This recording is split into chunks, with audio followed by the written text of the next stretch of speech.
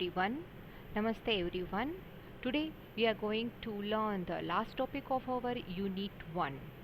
Before starting this unit, I am going to tell one thing that uh, yesterday I have one query from the student side from your one student that is there is some uh, difference between your book and the videos.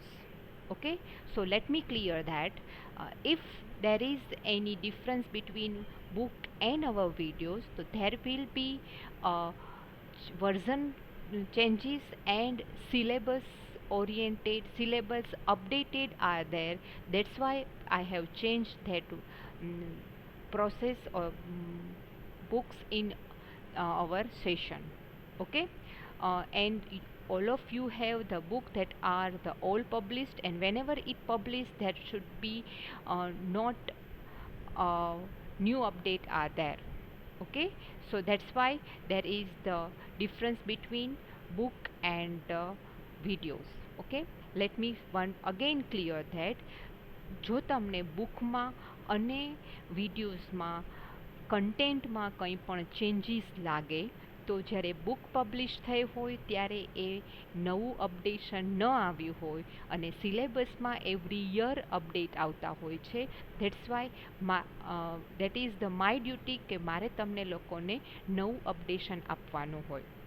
Okay, તો એક query હતી કે ports આપ્યા હતા તો એમાં બે જ પોર્ટ છે બુકમાં અને મારી મેં વિડીયોઝ જે મૂક્યો છે એમાં 3 પોર્ટ આપ્યા છે. તો એ લેટેસ્ટ પોર્ટ છે જે અત્યારે અવેલેબલ છે. હું તમારે વિડીયોઝમાં અત્યારે માર્કેટમાં જે લેટેસ્ટ અપડેટ હોય છે કમ્પ્યુટર રિલેટેડ એને પણ કવર કરું છું. દેટ્સ વાય કે તમને એમાં ચેન્જીસ હશે અને એ સિલેબસમાં હોય તો જ મેં કવર કરેલું હોય. ઓકે, તો so for that clear that I think all of you are clear with it. I am going to put a PDF for syllabus in ERP module in next week.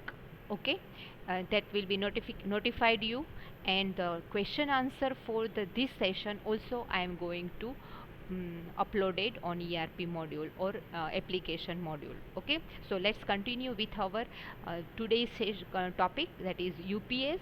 Okay, UPS is uninterrupted power supply. That is the full form of that, uninterrupted power supply or uninterrupted power source. Both are the full form of this one. This one is used to battery backup. Okay, battery backup that means battery તમારી પૂરી થઈ ગઈ હોય તો તમારે માટે use થઈ શકે. That's why it is used. Okay, તમે મોબાઈલમાં પણ charger battery backup charger use કરો છો. ઓકે, તમે ચાર્જ કરીને રાખો છો, પછી પ્લગ તમને ક્યાંય ન મળે તો તમે એ બેટરી બેકઅપથી તમે મોબાઈલને ચાર્જ કરી શકો છો. તો same way that is also available for computer also. Okay, અને that is for desktop computer. Okay, that's why it also battery backup. It provide meaning of what battery backup.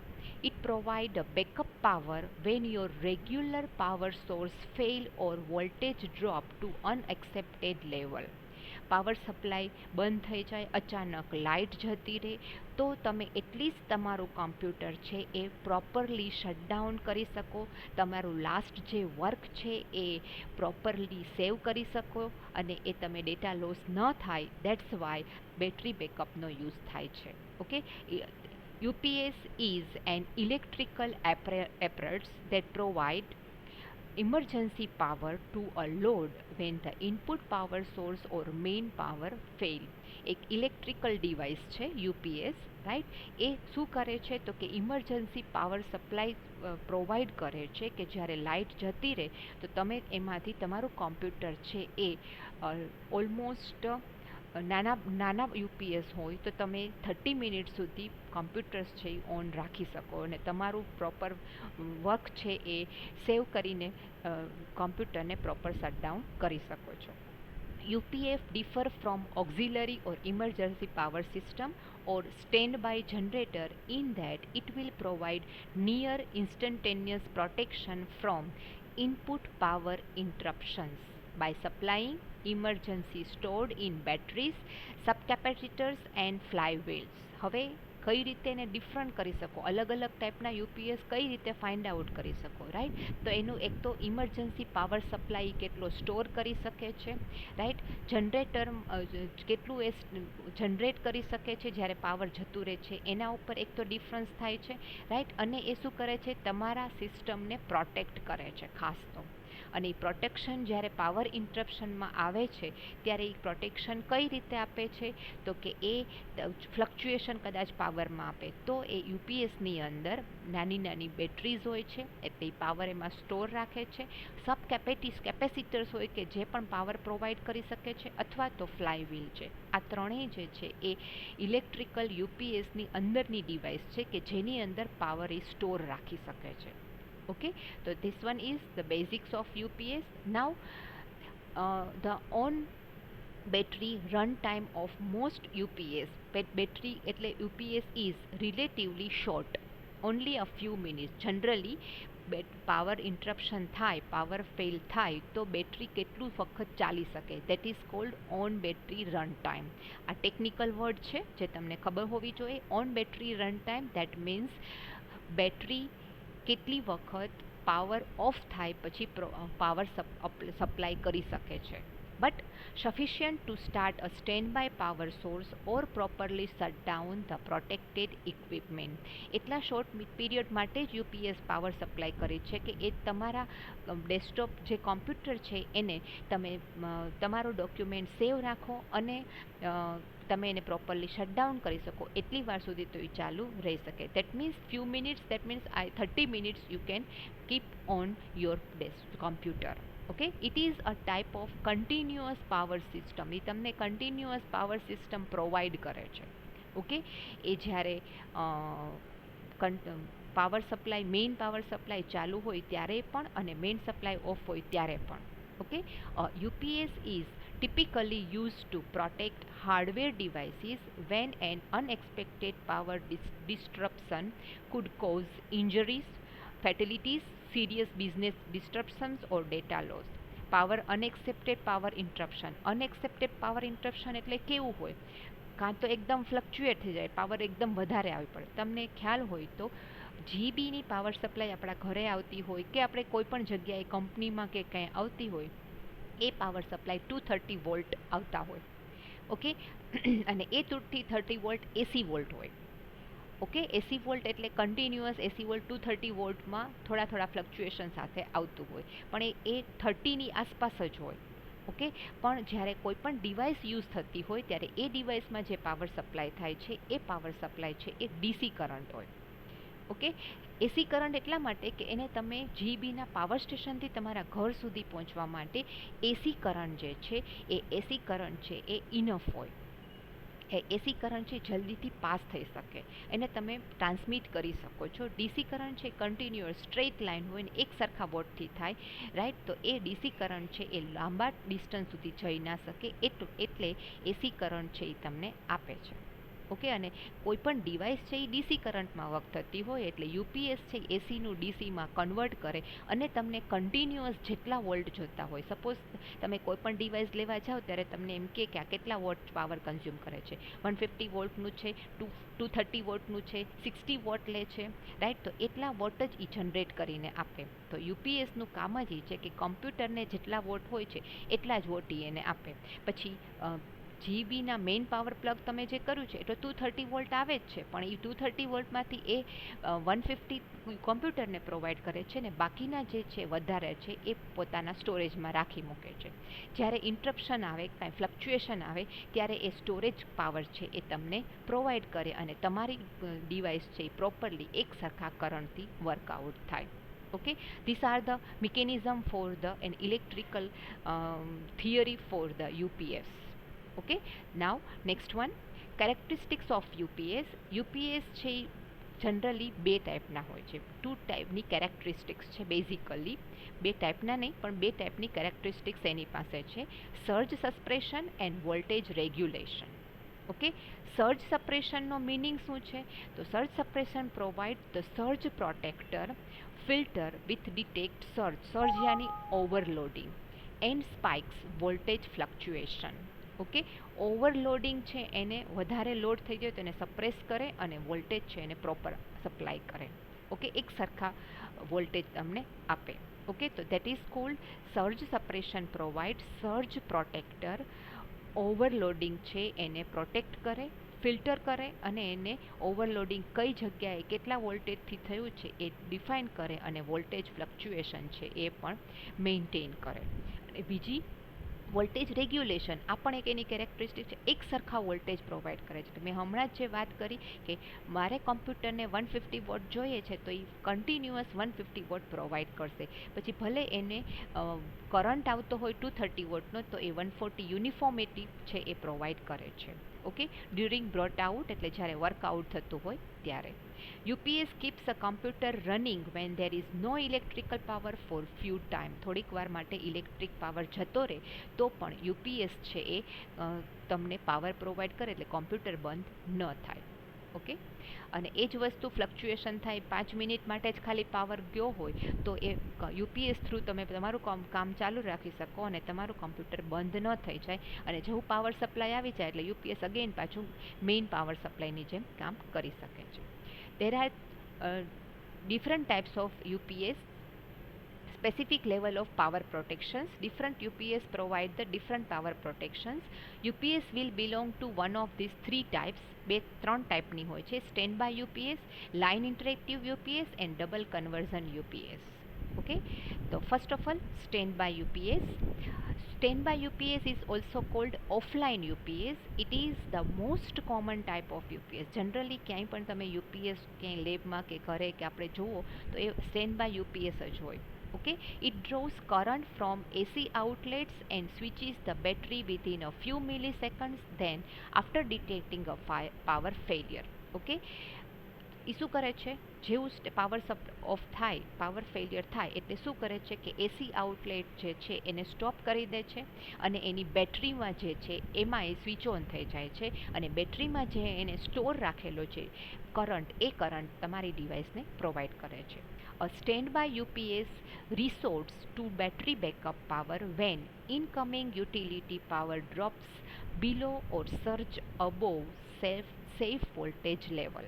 શું કરે છે, બેટરી બેકઅપ થ્રુ તમને power છે એ આપે છે, resort એની supply કરે છે વેન ઇનકમમ યુટિલિટી પાવર, જ્યારે તમારી મેઇન પાવર સપ્લાય છે એ બંધ થઈ જાય છે અને એ પાવર સપ્લાય છે એ ઓવરલોડિંગ થાય કે બિલો જાય, અપ જાય કે બિલો જાય, બિલો ઓર સર્જ યાની અપ. ઓકે, એટલે કરંટ છે અપ જાય કે ફ્લક્ચ્યુએશન, ક્યારેક 230ની જગ્યાએ 300 વોટે આવતા હોય, રાઈટ, તો એ સર્જ કહેવાય. તો એ અપ જાય કે બિલો જાય તો એ વોલ્ટેજ લેવલ છે એ મેન્ટેન કરે છે. એક તો એનું મેઇન કેરેક્ટરિસ્ટિક છે કે voltage regulation. Okay, the UPS switches to DC battery power and then invert it to AC power to run connected equipment. Okay, અને પછી શું કરે છે, એસીમાંથી ડીસી પાવર સપ્લાય, બેટરી છે એ ડીસી બેટરી છે કારણ કે કન્ટિન્યુઅસ વોટ આપે છે અને એ પાવર સપ્લાય છે એ ઇક્વિપમેન્ટને પ્રોવાઈડ કરે છે.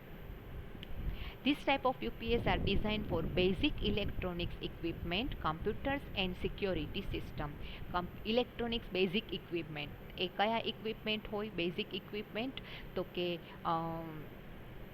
ઘણા ઘરમાં જ એવી રીતે ઇન્વર્ટ મૂકેલા હોય, રોબોટ આપણે મૂકીએ છીએ, એ જસ્ટ લાઇક અ યુપીએસ, જેવું પાવર ફ્લક્ચ્યુએશન આવી જાય તો એ બંધ કરી દે છે અને પછી ઇન્વર્ટર આપણે કનેક્ટ કરેલા હોય તો એ ઇન્વર્ટર છે એ પાવર છે એ પ્રોવાઈડ કરે છે આપણને. પાવર ફેલ થાય તો આપણા ઘરમાં ઇન્વર્ટર તમારા ઘરમાં કોઈ મૂકેલું હોય તો શું થાય છે કે પાવર કટ ઓફ થાય તો તમારી જે મેઇન 2-4 ડિવાઇસ છે એ ચાલુ રહે, ફોન, પંખા ચાલુ રહે, લાઇટ ચાલુ રહે.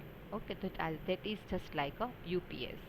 ઓકે, આ એનો ડાયાગ્રામ છે કઈ રીતે વર્ક થાય છે, રાઈટ. અહીંયાથી પાવર સપ્લાય આવે છે અને એ પાવર સપ્લાય અહીંયા કન્ટિન્યુઅસ જાય છે તો એ પાવર સપ્લાય અહીંયાથી એસીમાં જશે, આ એસી ટુ ડીસી કન્વર્ટ કરશે અને એ બેટરીમાં મૂકી દેશે. ઓકે, તો એ બેટરીમાં જે મૂકશે એ બેટરી અહીંયા છે. ઓકે, તો એ વસ્તુ જે છે એ આ કમ્પ્યુટરમાં જાય છે અહીંયાથી, રાઈટ, પણ એ પહેલાં અહીંયા બેટરીમાં ડેટા ઇન્ટરપ્શન મૂકી દેશે અને તમે પાવર છે એ લિમિટેડ એટેન્યુએશન, લિમિટેડ પાવર જ મૂકી અહીંયા કમ્પ્યુટરને સપ્લાય કરશે. ઓકે, તો એ બેટરીમાં ડીસી બેટરી છે એ કરંટ છે એ સ્ટોર રાખશે અને પછી એ તમને ત્યાં અપ્લાય કરશે. Okay, AC to DC converter અને બેટરીમાં સ્ટોર કરશે. ઓકે, અને આ જે છે એ બેટરીની આ વસ્તુ છે બેટરીની અંદર જ છે, આ છે બેટરીની અંદર છે, આ પણ બેટરીની અંદર જ છે. Okay, next one, line interactive. The line interactive UPS interact with the AC power line to smooth out the current and correct the rise and fall of the voltage. આ શું કરે છે?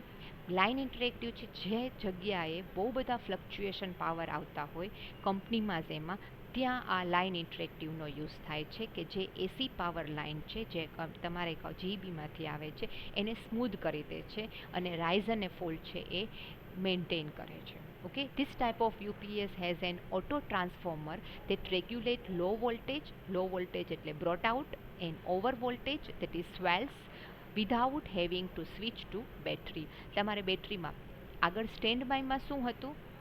સ્ટેન્ડ બાયમાં હતું કે સ્વિચમાં બેટરીમાં સ્વિચ થઈ જાય છે જ્યારે પાવર ઓફ થાય છે ત્યારે, એટલે એ અહીંયા આવી જાય, એ રેક્ટિફાયર ટુ ઇન્વર્ટરમાં આવી જાય.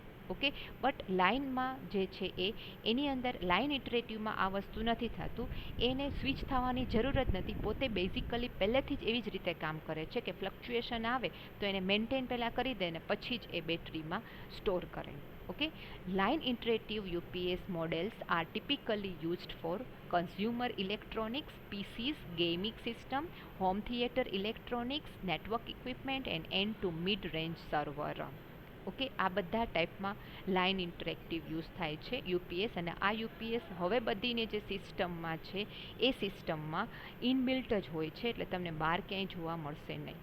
ઓકે, તો એ ગેમમાં ને એમાં બધામાં કે જેથી તમારી ડિવાઇસ છે એ પ્રોટેક્ટ રહે.